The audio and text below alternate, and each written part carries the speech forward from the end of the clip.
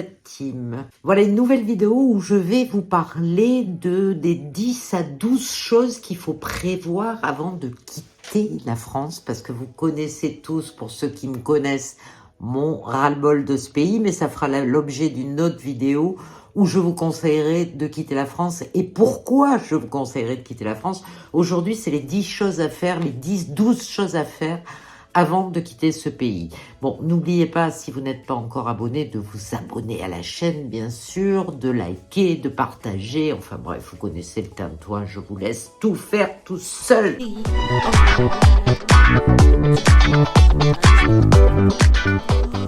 Premièrement, vérifiez la validité de votre passeport. Je sais que ça paraît débile, mais il faut quand même vérifier que votre passeport, soit encore valable 6 mois après le retour en France. Donc vérifiez bien ça, parce que si vous comptez rester 6 mois ou plus à l'étranger, vous allez avoir besoin d'avoir un passeport valide.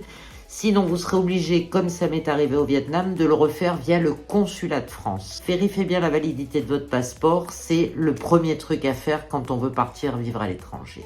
Deuxièmement, vérifiez les démarches que vous avez à faire pour le pays en question. Par exemple, pour le Canada, ça a été une préparation de 8 mois parce que j'avais des démarches à faire pour avoir un permis de résider là-bas, une résidence permanente ou permis de travail. Par exemple, en Asie, c'est un autre permis.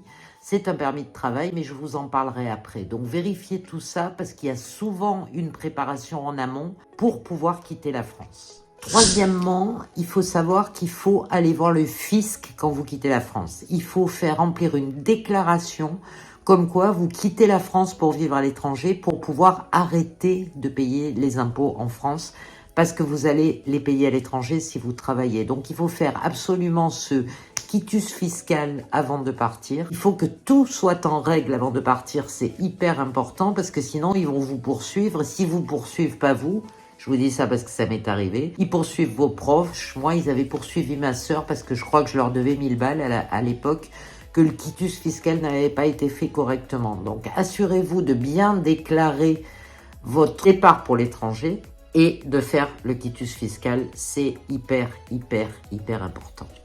Quatrièmement, prenez une assurance privée. Il faut savoir que quand vous quittez la France, très rapidement, comme vous ne cotisez plus en France, vous perdez la sécurité sociale. Donc moi perso, j'avais pris une assurance privée, je ne sais plus comment elle s'appelait à l'époque, pour le Vietnam, parce que au Canada, j'étais couverte par leur carte soleil, qui est l'équivalent de notre sécu française en moins bien, mais j'étais quand même couverte. Au Vietnam, j'ai eu besoin d'une assurance privée, parce que la sécu n'existe qu'en France, il faut le savoir.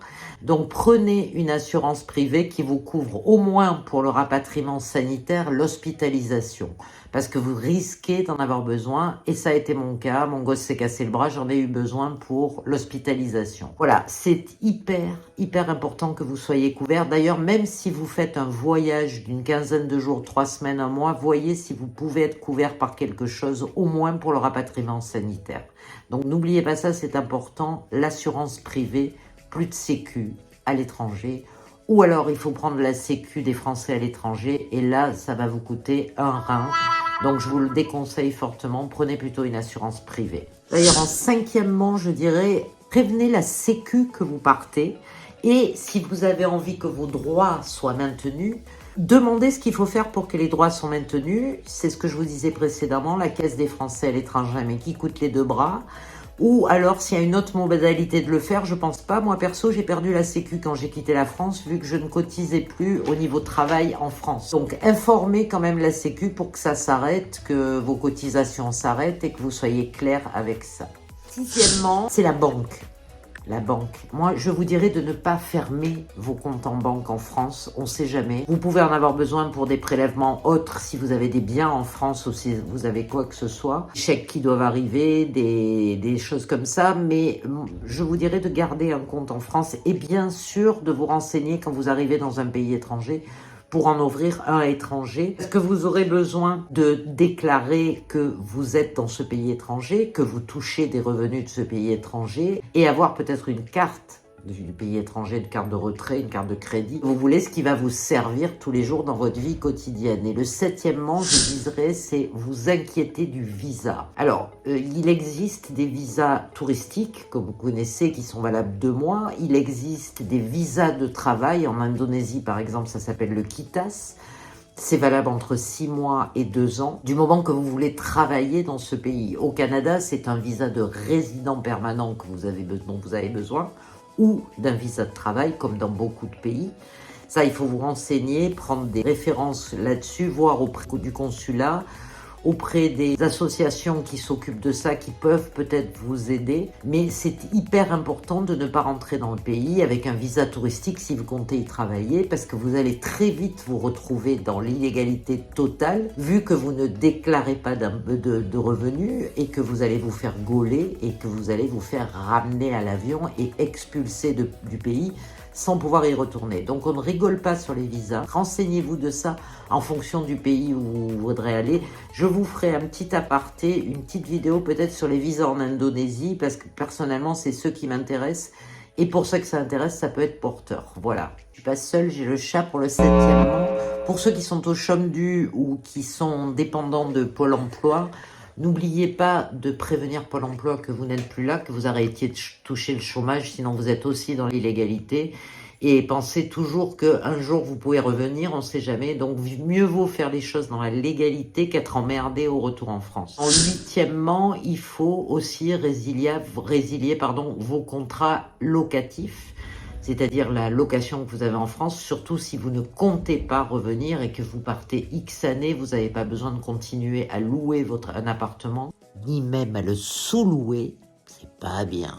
Résiliez tout, virez tout, vendez tout, jetez tout et cassez-vous si vous devez vous casser, mais en faisant les choses en règle. Neuvièmement, je dirais, organisez votre déménagement, que ce soit de vos biens personnels ou de vos biens administratifs. Perso, j'avais organisé un déménagement international quand je suis partie avec mon fils au Canada parce que j'avais besoin de mes affaires. Parti au Vietnam, j'ai fait aussi un déménagement international du Canada au Vietnam et après du Vietnam, retour en Europe. Je ferai plus cette connerie personnellement parce que je préfère partir avec une valise, un sac et quelques fringues et tout recréer sur place. C'est ce que je vous conseille parce que les déménagements internationaux, ça coûte cher. Donc voyez si vous pouvez stocker, si vous avez des amis de la famille qui puissent vous stocker vos cartons. Bon, les meubles, je pense que vous pouvez les virer, les vendre ou les donner. Mais concernant vos affaires personnelles, vous tenez vraiment, stockez-les quelque part chez vos parents, chez vos amis, chez quelque part, parce que vous n'allez pas vous traîner les albums photos de vacances ou les papiers administratifs que vous voulez garder de la France. Ça vous permet de recommencer une nouvelle vie et de faire autre chose. Et vous inquiétez pas, des objets, vous allez en trouver d'autres. Et des papiers administratifs, vous en aurez d'autres aussi. La 10e chose que je vous conseille, c'est peut-être aussi de garder une adresse en France. Alors, pourquoi ? Parce que vous allez continuer à avoir des courriers, des trucs. Moi, perso, j'avais donné l'adresse de ma sœur. Vous pouvez donner l'adresse de vos parents, de votre frère, de votre sœur, d'un ami sur qui vous pouvez compter, qui reçoit encore votre courrier pour être prévenu d'avoir un courrier important qui arrive, les impôts, quoi que ce soit. Donc, perso, gardez une adresse en France près de quelqu'un de confiance qui pourra vous aider pour ça. Deuxièmement, je dirais de vous renseigner sur les lois du pays où vous allez, sur les règles à suivre. On n'arrive pas comme ça, on ne s'impose pas en bon français qui croit tout connaître, on s'adapte. Donc il va falloir connaître les lois, les règles et peut-être faire une petite étude là-dessus avant de vous barrer quand même. Bien sûr, vous en apprendrez sur place, on en a tous appris sur place. Et c'est quand même important de vous renseigner avant comment fonctionne ce pays, quelles sont ses manières de réagir, comment est la population, ça peut être hyper important. Voilà. Et 11e, je vous conseille au début, même après par la suite, de prendre un abonnement minimum français et de garder un portable français à l'étranger parce que vous serez contacté tôt ou tard. Ça m'est arrivé au Canada. J'ai été contacté par une assurance et c'était hyper important. J'ai dû rentrer en France pour m'en occuper. Donc heureusement, j'avais gardé le portable français et ça me permettait de recevoir ces trucs-là. Important pendant quelques années du moins. Si vous ne rentrez pas après, vous pourrez peut-être le supprimer. Bon, perso, je préfère le garder avec un forfait minimal, un forfait à 5 balles, vous avez toujours un numéro français. Bien sûr, quand vous arrivez à l'étranger, vous prenez un abonnement local, ce qui va vous permettre de joindre et d'être joint plus facilement sur le pays, d'arriver plutôt en passer par WhatsApp non-stop, bien que tout le monde fonctionne avec WhatsApp, même dans le pays où vous allez vous installer maintenant. Mais c'est important d'avoir un numéro français et un numéro du nouveau pays où vous allez, je pense. Oh.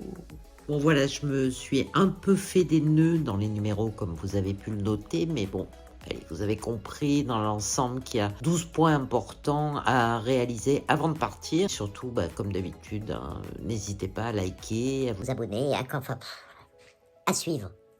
Next vidéo.